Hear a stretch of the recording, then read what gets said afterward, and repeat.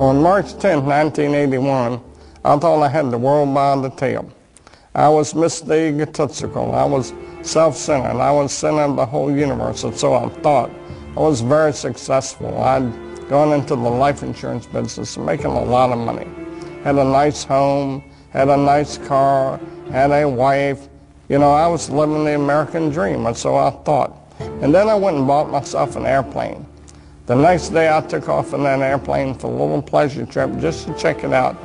The end of that day, my whole life changed. I had a power failure. When I was landing, the engine failed. I had some power lines and crashed. I was just entering my senior year, and I wasn't really going out much. We had moved to a new town, and I was feeling a bit awkward in my skin. I went out, and I met someone. I thought, oh, he's the one, and ended up pregnant in my senior year. And if you want to be judged, I was going into a school where there were nuns, and they were convinced, and so was my entire school system, that found out I was pregnant in my senior year, that I was going to go to someplace with the letter H and 3 letters that followed.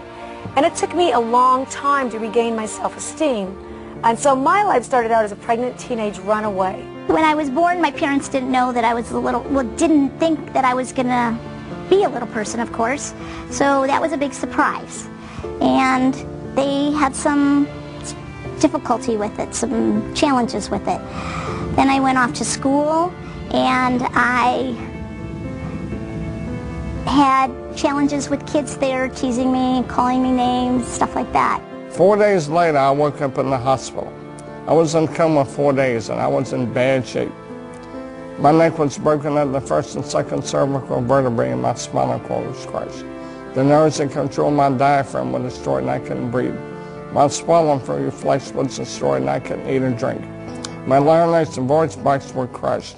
Every muscle in my body was destroyed. I couldn't do anything but blink my eyes. My bowel, blood, and kidneys didn't have function. I lay there for 8 months in that hospital. All I could do was blink my eyes. The doctor said it was hopeless. I prayed that I could learn something through this experience, and maybe one day I could help others through it. Well, I gave birth to a little baby girl, and I kept that little baby girl for 5 months. And it was a tough 5 months. It was a tough road to hoe. I worked 3 jobs, and I couldn't really make my ends meet. One day I made a decision to place her for adoption. And when I did that, and the lady came and took her away and drove away with my baby, I thought I was the worst sinner on planet Earth. And it took a long time for me to regain self-esteem and to come to know myself, that I was a valuable person and I was a valuable part of this society. And in 4th grade, the turning point came for me, one of the first ones, when I realized that being a little person wasn't something that, wasn't a costume that I could take off one day, that actually I was going to be a little person for the rest of my life. And my friends were now at least 1.5 to 2 feet taller than me. I wasn't just the short kids in the class. I was now significantly different. 8 months later, I walked out of the hospital on my own 2 feet. The doctor said it was impossible, but I walked out of there. But that wasn't the end of the journey. That was just the beginning, because I had 5 more years of intense occupational physical therapy. So I went to work. And when I went to work, I decided I was going to make something of myself. And maybe one day I'd see that little girl again, and maybe I'd be able to be an example, a living example of something wonderful. One day I was sitting with my teacher for spiritual and personal growth, and he said to me, you know, Peggy, I noticed that you spend a lot of time in this fantasy that one day you're going to wake up like an average-sized person, or as an average-sized person, and all your problems are going to be gone. But that's not really so realistic. And I bet your success level would be much higher if instead you focus on the things that you can change. The things like your attitude, your beliefs, your connection to spirit, all those kinds of things. So that was a turning point for me. And I actually looked at that and I was like, oh my God, I'm believing in this fantasy. And I had to come to terms with the fact that I had to accept that I couldn't change my outer size. But I saw that I could change my inner size. See, it didn't matter what the doctors thought. It didn't matter what the medical profession thought. It didn't matter what other people thought or believed. What really mattered was what I believed. See, a lot of people think, well, I can't do this, I can't do that, because everybody tells them they can't do that. And I tell them it doesn't matter what other people tell them, it matters what they think. Well, last year on Mother's Day, now we're talking 27 years after that day when that lady drove away with that baby, I got a call from guess who? My little daughter, Jackie. And she said on the telephone, could I call you Mom? That was huge. That was huge for me. And I don't care what happened to you in your life. Someone told you you're a sinner and you're so down and out that you think you're nothing and you're a nobody. You're somebody. You find it within yourself and you get up. Pull yourself up by your bootstraps. You get out there and do good works. Jackie and I have become real good friends today.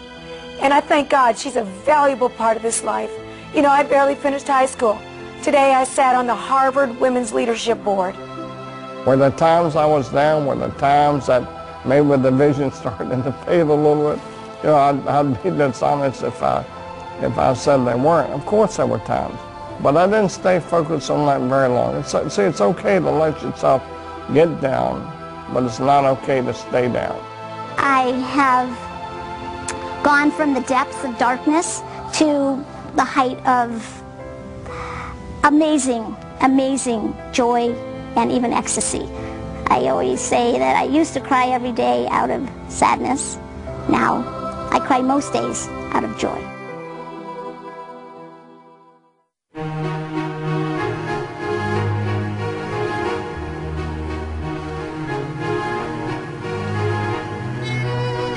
Vincenzo continued to practice his instrument. But it was much harder now. The music didn't come as easily.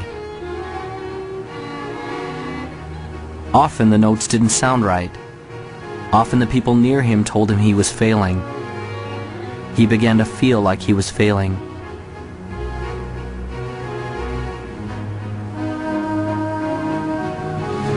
I can't.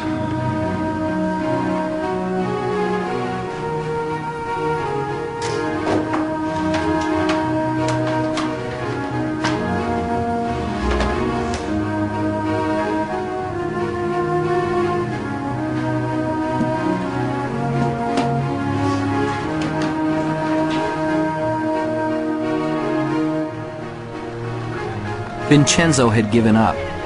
He felt like he had been robbed of the gift he had been given. His heart ached as he approached the entrance to the merchant's store.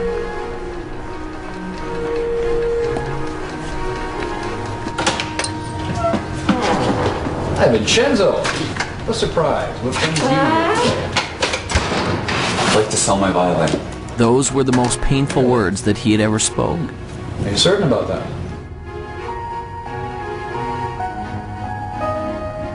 Well, let's have a look, shall we?